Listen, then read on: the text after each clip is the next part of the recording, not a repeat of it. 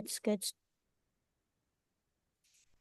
Okay, so to get started, maybe I will present myself so you know who you are talking to. This is Noelle Imparato, and I have been doing this kind of facilitating this painting for life for about 20 years. But this talk or this course actually that I'm presenting here is the very first time I'm doing a course on do your own red book. So this is a bit pioneering, and I just realized that what I had done in the past was to paint for like 15 years and then write a book about it. And so it's not published yet, but hopefully it will be, as I'm doing at the same time a second volume to sort of illustrate the workshop. So I felt like I was giving the course of Painting for Life, which is strictly painting, but when I was writing myself, I saw how much by writing about your painting, how much more you can get. So that sort of gave me the idea of really trying to see how people are ready to do both. You know, it's more like a multi-modality work where you're going to do painting, which is the driven kind of drives your narrative, drives the work, the painting first, but also the writing. And all of this is basically coming out of me hearing when I was like 14 years old. I saw a documentary on Sri Aurobindo, who, for those who don't know, is a very famous yogi in India during the 20th century who wrote a big book and manifesto about integral yoga. And for whatever reason, I really resonated with what he was saying, mostly basically saying the destiny of man is to manifest the divine or to become divine. And being raised in Catholic boarding school, you know, where God is out there on a cloud, to really get that sense that perhaps, you know, God is actually within. And I just felt like this documentary was just so powerful for me. It changed completely my life. I wanted to do something similar when I would grow up, you know. So I tried that in Hollywood, but somehow I wasn't really capable of doing it with films. But then I signed up to a painting workshop at SLN Institute in Big Sur, California. That's like the legendary very first retreat center in the US. And there I had like a very blissful experience within the third day. And I thought, oh my God, this is just so transformative, so kind of magical. I have to practice it. And very quickly, I felt like I have to share this technique with everybody because it's just so amazingly effective. So that's then how I got started with painting. Okay. Any question? No? So why don't we go around the circle here and everybody can maybe give us their name, where they are from, and how they connected with this talk, and maybe in one word or one line, how do you feel right now? So you can open your mic and one at a time give us, share a little bit about you. Okay, so should we popcorn or should we go around the circle? Well, I'll start. Okay, good. Can Sarah. can can you hear me?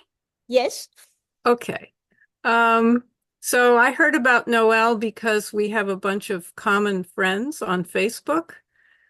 Just I live in Baltimore also, and just coincidentally, I've been very interested in Jung for a long time. I really enjoyed art when I was a kid, but I stopped drawing and painting because it felt competitive. And then when I had some depression in my early adult years and discovered art therapy, which is all about painting what's inside rather than trying to impress anybody with something. And then all my love of art came back. And right now I'm concentrating on collage and wondering if I can use collage to make my red book, or are we going to just stick to painting? Okay, well, we might be discussing that later on. I'm not very fixated on painting per se. I prefer painting, but collage can be fine as well. Well, painting's more fluid, so Yeah, yeah. but we can discuss that when we get to start the course. And, I usually let people choose the medium they feel more comfortable with. Okay, cool. Okay. So maybe if you want to go around, but maybe try to be succinct because we don't have too much time. I'll go next. I'm feeling great today, and I'm very excited about this. My background is as a graphic designer turned yoga therapist, and I had an art therapy minor in school. My corporate design work, I stopped that in 2015 and really have not gotten back to my art the way I've wanted to. So, this combination of art and healing, and it weaves right into what I offer as a yoga therapist. So, it's just kind of perfect timing for me. And I found Noelle, your post on the mindfulness mentor site. I just completed that program at the end of the year. So, I'm Yeah, excited. yeah, from Banyan. Okay, wonderful. Thank you so much. Again, I'm going to stress if you could say just 2 words about, how you connected and how you feel so we can move on a little bit. I'll go. Hi, I'm Debbie Darren, and Noelle, I met you through the Banyan emails through MMT, which I just completed. Just so resonate. I've been a contemplative and practiced mindfulness meditation throughout my life, Thich Nhat Hanh being my initial invitor. And I also facilitate intentional creativity and art for healing courses on occasion, but I've stepped back from that recently because my more regular offerings are meditation sessions a couple times a week and very involved with Sangha. So I am here to receive, to be engaged rather than be a leader, to once again be able to be in an authentic flow, being guided by your wisdom, Noelle. Thank you. Oh, thank you so much. Beautiful, beautiful. My name is Stephanie, and I found you through um, a friend working with me with trauma therapy. And I am somewhat classically trained because they don't really train you in school in painting, but I decided not to make that a profession because it's very subjective. And I didn't want my livelihood to be based on that. I put painting down for a very long time and picked it back up a few years ago. But my work is based on photographs I take and a lot of architecture and light and not about emotion. I mean, I'm trying to convey emotion with the light, but I've never painted from emotion. What stops me from painting almost all the time now is feeling like I don't deserve to have the time to. Mm. Yeah, well, we will talk about that. This is a little bit like meditation when people say, yeah, I would love to meditate, but I don't have time. And then usually teachers will say, well, try it out and maybe you won't waste so much time looking for your keys or forgetting, your appointment and this and that. And you realize that when you are lighter inside and more present, then you get to do what you have to do maybe in less time, which means, the time you spend on meditation or on something like this painting approach, might help you enough that you find a way to do everything and that as well. So that's the hope, at least. Okay, who else?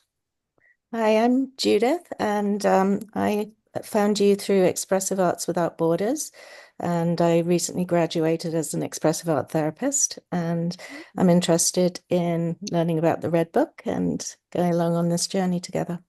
Oh, wonderful. Thank you. Really Thank you. curious. Expressive Art. I'm a member of, not that long ago, but a few years, and Marcus is wonderful. So, Mhm. yeah, I love it. Okay, beautiful. How about you, Michelle?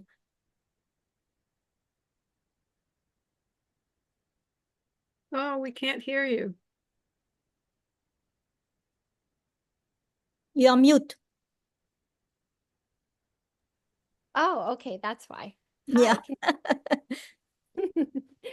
I have a house full of teenagers, so I was trying to be a little more discreet. But yeah, I found you through the MMT program, and I am interested in painting as a vehicle to express some deeper knowing. Beautiful. Thank you. Thank you. B, are you here? She disappeared. Okay. Well, maybe hopefully she will reappear. So now I'm going to give you a little bit of a background around the Red Book. So the Red Book, as you may know, was written over a period of 6 years when Jung was sort of going through a bit of a nervous breakdown. He had broken up with Sigmund Freud, and Europe was a bit in chaos and crisis with World War I kind of looming. And so he decided to sort of quit a lot of his external activities and basically go into retreat and go within. And he started doing what he was doing with his client, basically, go inward and sort of deal with all your crises. And so over doing this as a journal, he also was painting, and he did his journal with beautiful calligraphy, so it makes his book quite special. But in terms of what's in it, it's pretty complex, and there is a lot of stuff that may not relate exactly to what we want to do ourselves. But the idea is to confront all your fantasy, your hallucination, your dreams, uh, and not only confront them as they may appear naturally, but more even induce them. And so he was sort of advocating for himself, the idea of before going to bed, entering a semi-dream state where, the reasoning mind is a little bit sort of quieted down. And so there is more of a diving into the unconscious, you might say, where you can have then images and even visions, like a dream, coming out. And then he was going to discuss with those characters that would show up, have a conversation with them. So this here relates to the Red Book, how we want to do it ourselves, in the sense that we are not going to bed, but we are painting, we are kind of preparing, during the course for a 1 hour session of painting. I think everybody knows that the Painting for Life sessions of 2 hours are structured always the same way, half an hour for basically sharing, and then an hour at home where you paint, so you have a full hour for painting completely by yourself without supervision or without having anybody looking at what you are doing. Then you take a picture of your painting and you send it back to me. And then you come back to the Zoom room for a half-hour closing circle where we can share the painting and share the process, and then maybe have a little time to write down what has happened during those 2 hours. So that's how we are going to sort of implement what Carl Jung was doing, over, of course, a much longer time. But we are going to sort of hopefully tap into the same kind of um, characteristic of the psyche, is very intriguing because we don't know what's going to come up. It's very mysterious, and we can paint artwork that will be very complex, you might say, or intricate or not. It can be figurative with the visions that come up to you, or it can be just abstract. Now, of course, people are much more used to do abstract work than in Jung's time, but nevertheless, because I agree with Jung that, the psyche speaks in images, I always encourage, at least, you can do what you want, but I always encourage people to use figures, images that relates to what we have in the ordinary life, human beings, animals, trees, and then, of course, demons and angels or whatever. So that sort of is what we are going to learn from Jung, and I will basically sort of present it by stages. Since we have 6 weeks, we can do first week where I will speak more emphatically, you might say, about the role of presence, being present, being mindful, being that I am trained for 30 years with mindfulness meditation. Uh, I think we bring this mindfulness into painting, and certainly the mindfulness into relating to each other in the Zoom room. And then that little community of sharing is, I think, also very important, because why are we doing this work in the first place? Hmm? Mostly to express ourselves, to be heard, to be seen, if nothing else, by ourselves.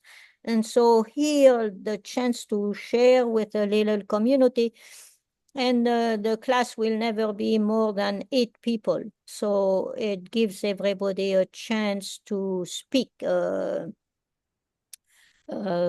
a few minutes on each circle. So everybody gets a chance to share what's on your heart at the beginning, and then to share how you feel now that you have done this painting and what you went through when you were painting.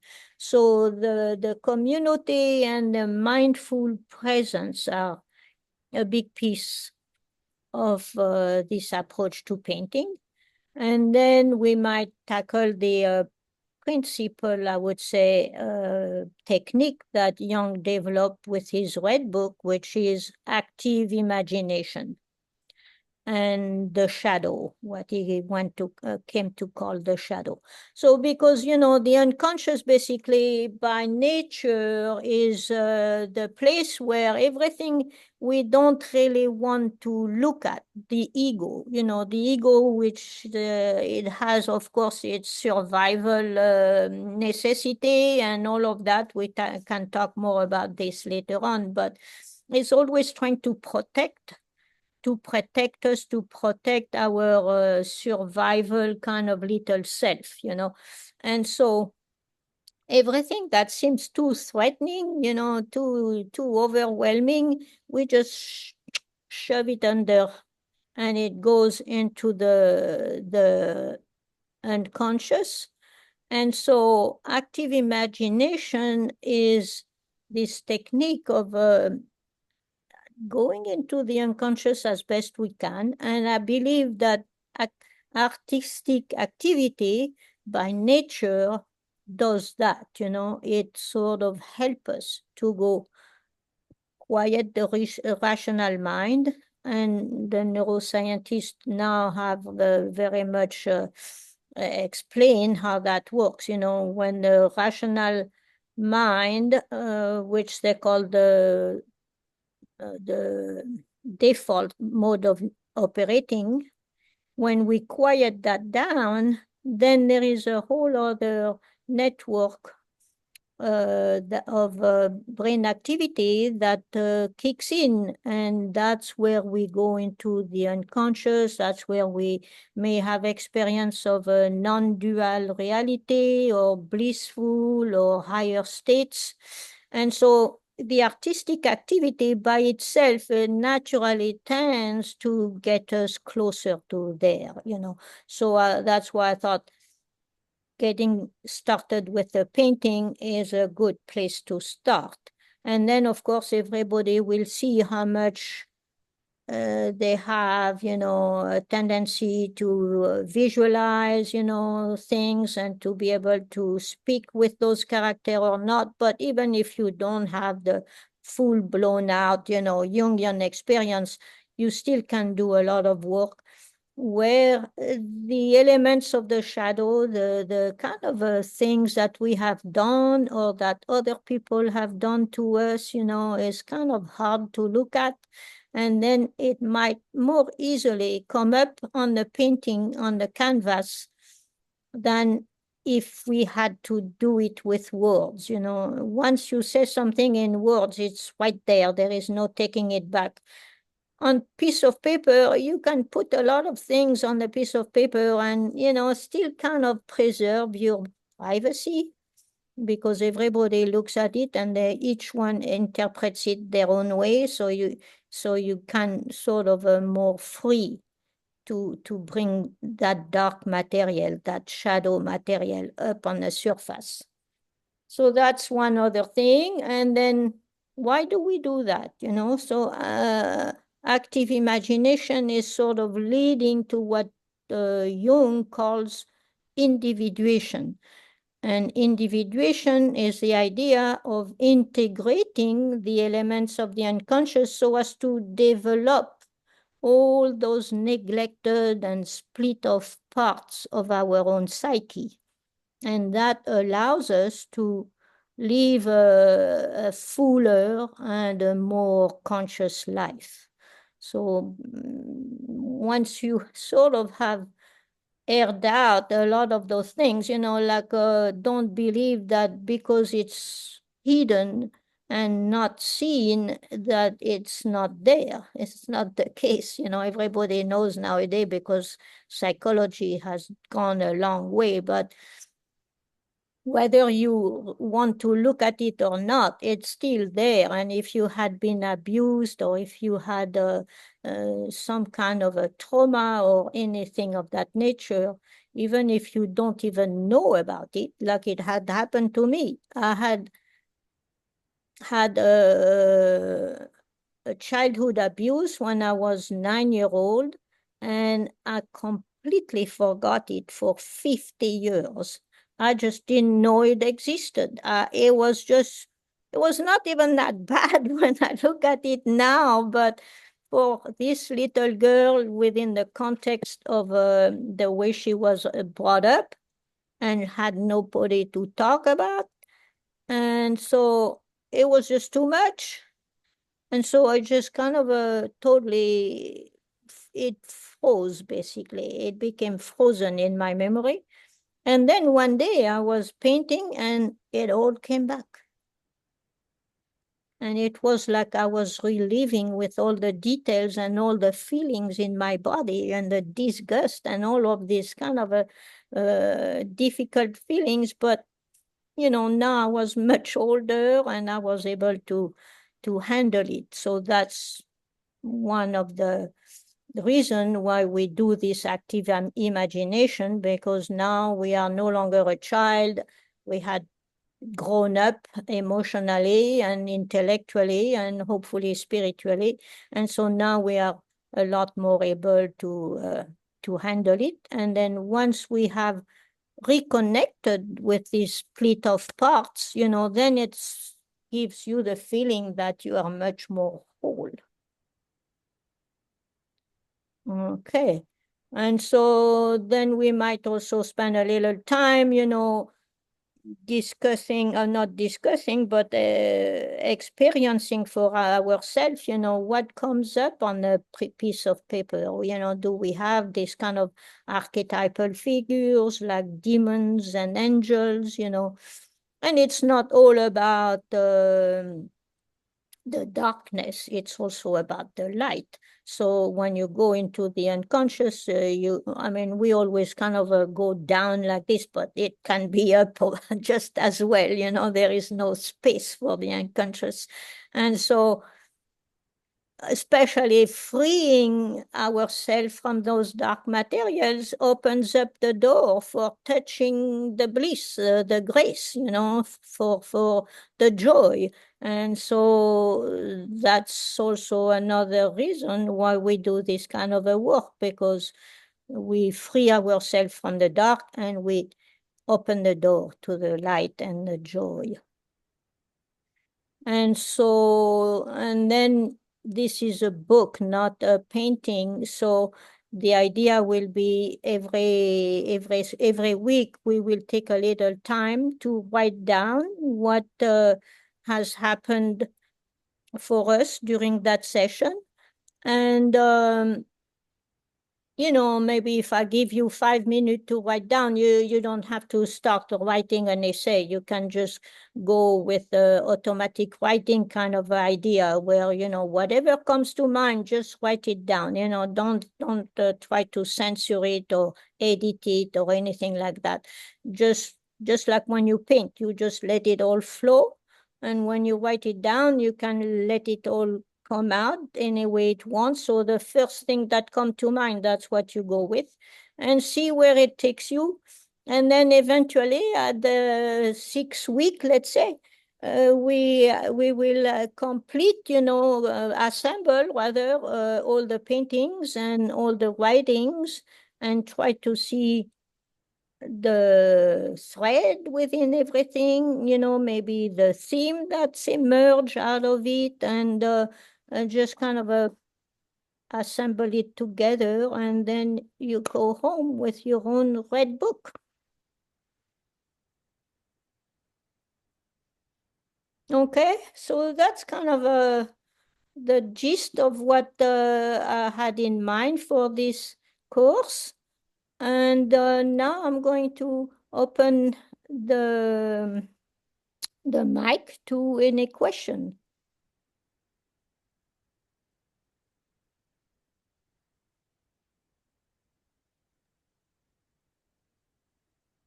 I'm very interested in active imagination and the process. And well, so thank you for offering this.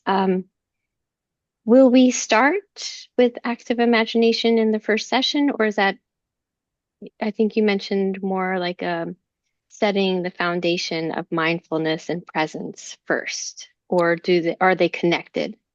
Yeah, everything is connected, and we don't have that much time since it's a 2-hour session and there is 1 hour already taken by the painting. So the opening and closing circles are half an hour. So I have just a little, and we do a lot of sharing, so I have a little limited time to explain things more intellectually, you might say. So the first session, I think I will kind of keep it simple with what the approach to painting and being present and the sharing and all this kind of a thing. So the mindfulness and the community aspect of the healing process. And then everything else after that, the active imagination will be sort of more explicitly talked about. The second week, you might say, I will go a little more into the active imagination and we might focus more on that. And then active imagination is the heart of the whole approach to painting. So then you can, put it more into the dark or shadow, or put it more into the light or joy and, what have you.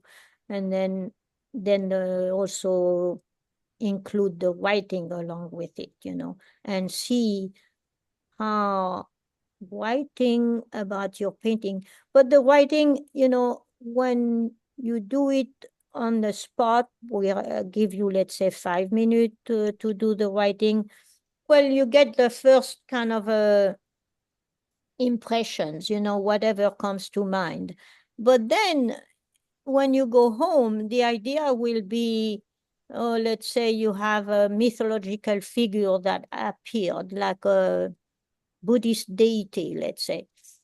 And then you feel like, oh, well, it looks like a Buddhist god, or it looks like some kind of a Greek mythological figure, I don't know much about it, so let's go to Google and then research it a little bit. Now we have that chance, that we can ask a question and there is somebody out there who can answer. You can even go into AI and ask your questions, and for simple answers, they are pretty good at it. So the writing will probably require, if you want to get something really deep out of it, it will require that you look into James Hillman, for instance, who is the father kind of a thing of the archetypal psychology. And you can look into animus and anima, and so you kind of do your own research that relates directly to your painting and to what you are going through. And so in your writing, then you are discovering something new, and then you listen to your painting as well. The paintings, if you really comes from a deep unconscious, or flow, as we say, when you do the presencing, the mindfulness and creativity, creative activity, that's kind of tends to induce what they call the flow, where you sort of go into a place where things seems to just show up by themselves. You don't have to make a big effort. You don't have to think about it. It just kind of like, oh, that's how I feel, and it just kind of flow by itself. And so when you do that in the painting, then you might come up with various forms and stuff that you want to then explore a little bit more through writing and through research. And you might, deepen your own knowledge about certain words and certain qualities, certain qualifications that you may find in Jungian psychology, especially because Red Book is all Jungian psychology, but also James Hillman is kind of a follower of Jung, and a good place to find some a good resource also. Good. Thank you. Yes, thank you. Yeah, Debbie. Yeah, hi there. I have a question regarding as we begin, will we be starting with a mindful type of practice? Will there be any kind of pointing or guiding inquiries proposed for us for our contemplation, or is it just open free for all? Well, yeah, usually when I do the painting for life, I usually do give a prompt. So I can give sometime a poem or anything like that, or a quote, that sort of kind of guides us in a certain direction.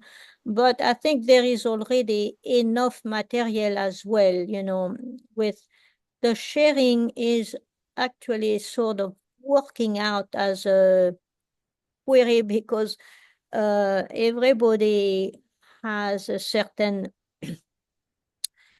theme, you might say, or event or question in their mind or emotion that weighs on their heart, and by sharing that, maybe you came to the painting session and you had no idea about this kind of emotion, you were not thinking about it.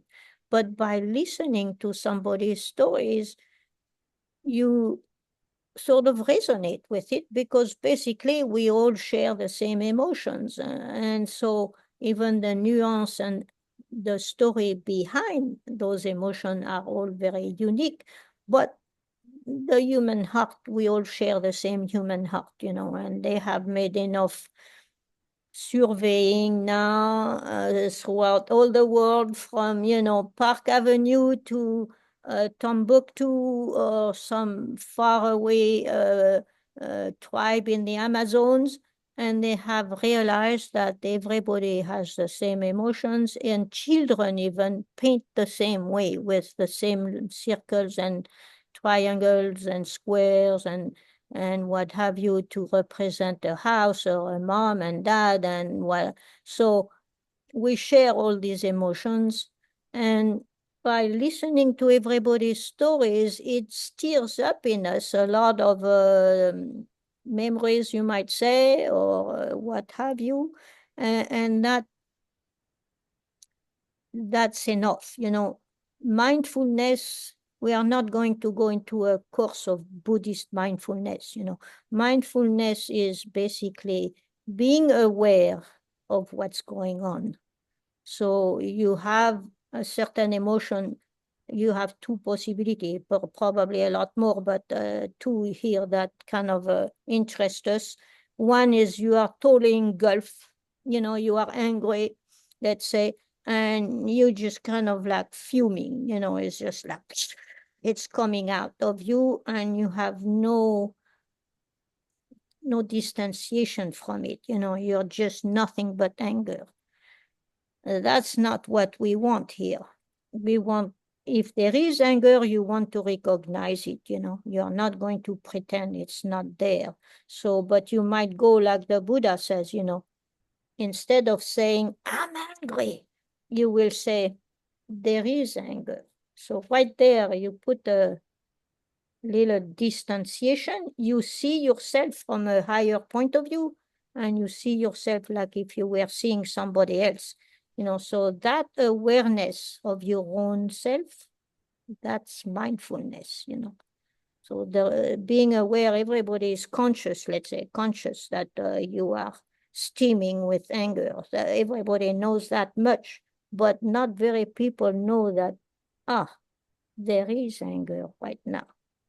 So this is what we want to practice more than some specific exercise. So everybody can practice with whatever they have in their heart at the moment. Does that make sense?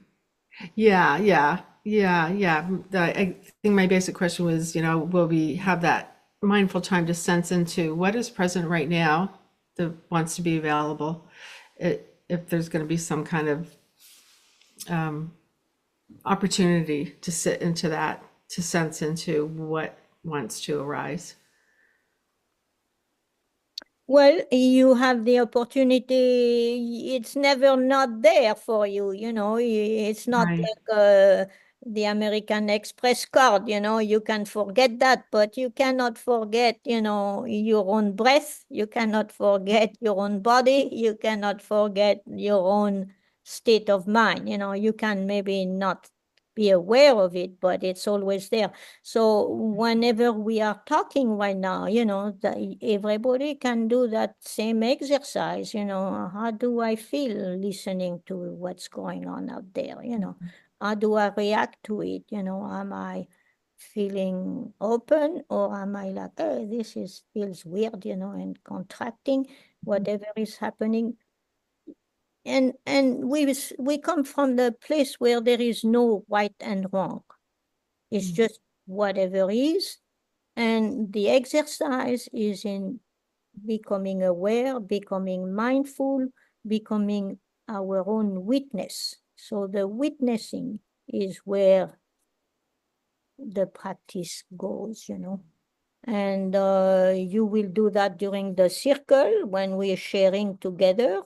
And then you will do that when you are painting, where you are approaching the page, you know, without any preconceived idea of what you are going to be putting on the paper. And that's the most difficult part of this kind of a painting, you know. In a way, it's a lot easier to say, oh, it's not a very good composition, or oh, the colors are not really well coordinated, you know. This kind of a preoccupation is kind of a mind, you know, intellectual mind, rational mind. It's a lot more comfortable than thinking, oh, wow, wow, anxiety, you know, anxiety. There is anxiety here, you know, and how is that coming out, or where is it connected with, you know, how is it moving, how is it transforming, you know, what color has it, what shape is it, where is it located in my body, how do I know that I'm happy, or how do I know that I am sad, you know. It's so full of questioning just for being alive. We don't need to interject anymore. We will just ask ourselves, you know, and by sharing with others, it will open us up to a broader sense of who we are, or a deeper kind of diving into our own soul. Does that make sense? Yeah? Okay. Who else would have a question?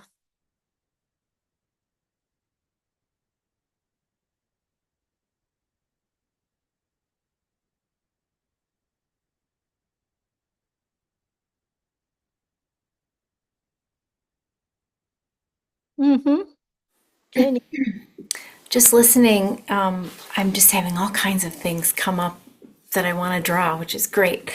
Oh, Just the actual activity itself, are you going to recommend a size to work with so it's not maybe too overwhelming, or particular materials, just the kind of nuts and bolts of the activity I'm curious about? yeah, good question. Well, let me show you the red book. I have one actually right here.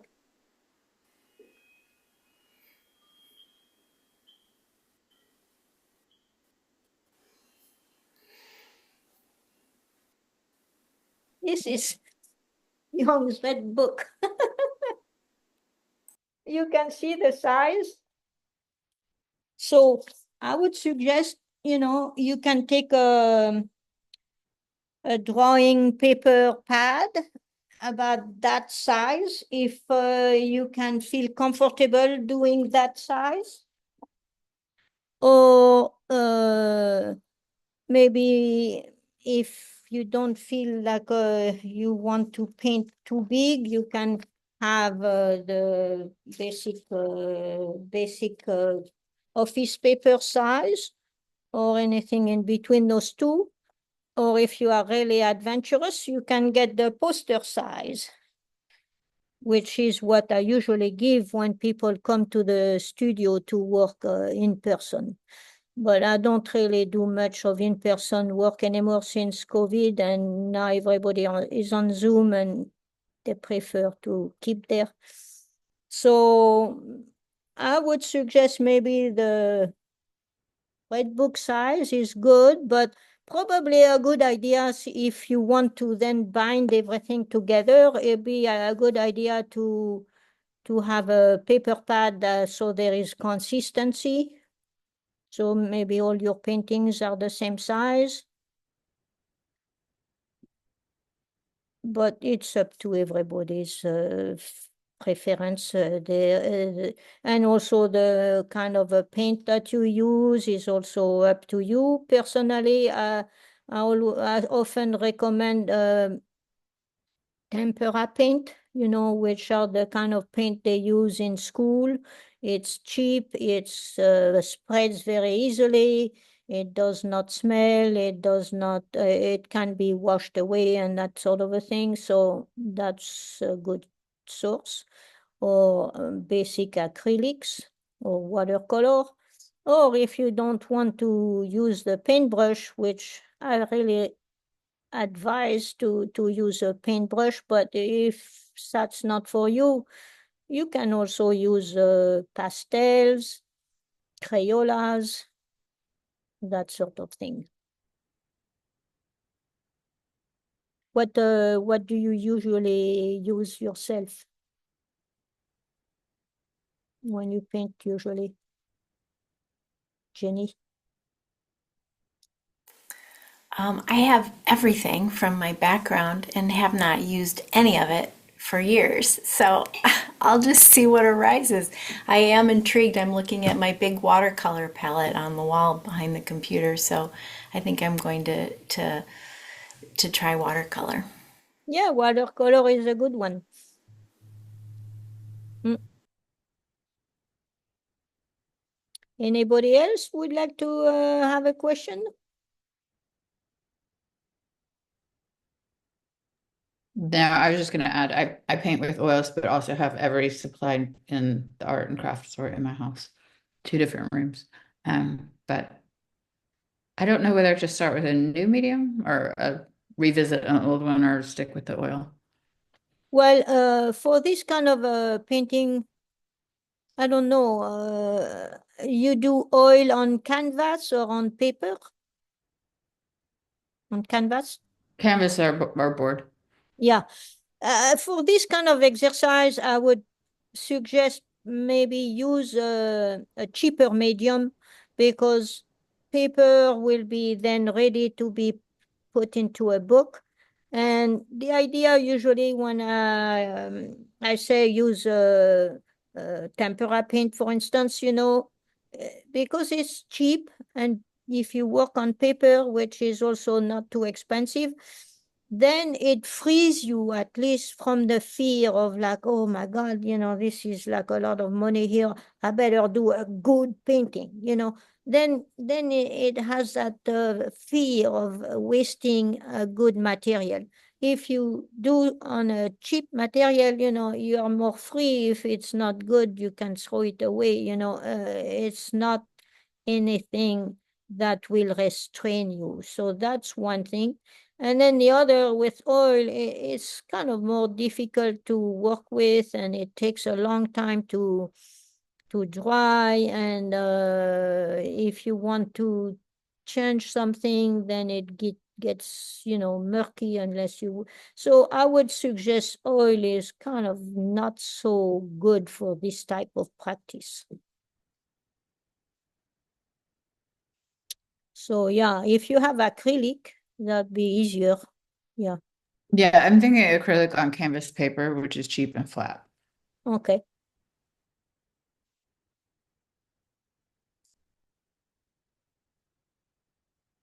Anybody else who hasn't asked question?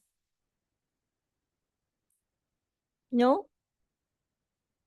Okay, so then listen, we're getting to the end of the hour here. So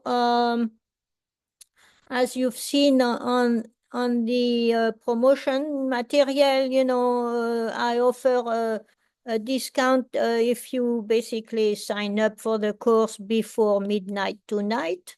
So I have already 4 people, I think, who have already signed up. So the course is tapped at 8 people. So then I have room for 4 more people. So basically the first come, first served. And so if you want to be sure to have a spot, you are invited to sign up relatively soon. And if not, I will send basically more information, maybe a little more information to the one who have signed up, and we will be starting same hour, 2 o'clock, except it's for 2 hours. So it'll be from 2 to 4 on Saturdays for 6 weeks. Noelle, how do you sign up? Just emailing you, or do you have a website, or? Yeah, just email me. I have a Venmo account. I can send you the QR code, or yeah, that's probably the easiest. I have a website, but I'm still kind of new into navigating this thing on the website and on the internet. So at the moment, the easiest is to just email me.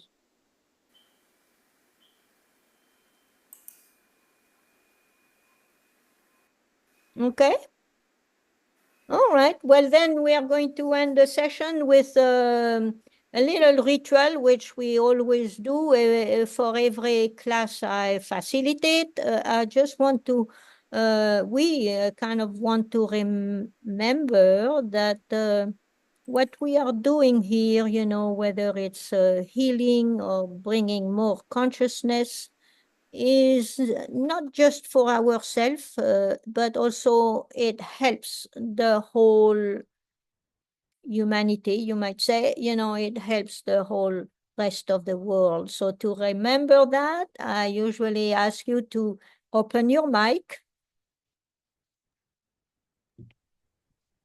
And then we give each other a big hug, a virtual hug. Sorry, we were doing it in person. It would be more fun. But anyway, a virtual hug. And you can repeat after me. May all beings be happy. May May all all beings beings be be happy. Happy. Okay. Thank you so much, everybody. Thank you for coming. I'm really honored to have you with me here. I really appreciate that.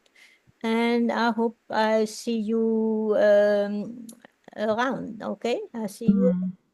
So, Thank you so much for offering this. Thank you. Yeah, Lovely. yeah. Looking forward to the container.